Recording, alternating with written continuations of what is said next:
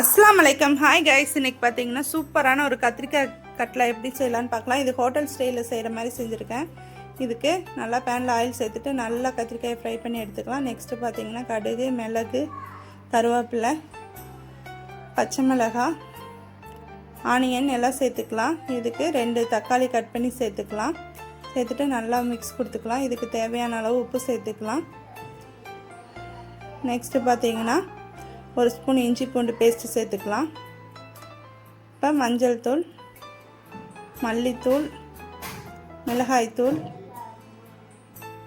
இதெல்லாம் ஆட் பண்ணிக்கலாம். ஆட் பண்ணிட்டு நல்லா ஒரு மிக்ஸ் கொடுத்துட்டு இப்போ கத்திரிக்காய் அது கூட ஆட் பண்ணிவிட்டு நல்லா மிக்ஸ் கொடுத்துக்கலாம். இதுக்கு சைட் பை பார்த்தீங்கன்னா வெள்ளை எள்ளு கொஞ்சமாக 2 கைப்பிடி அளவுக்கு, நடக்கல்ல கொஞ்சமாக வெந்தயம் சேர்த்து நல்லா வறுத்து ஃபைன் பேஸ்ட்டாக அரைச்சி எடுத்துக்கலாம்.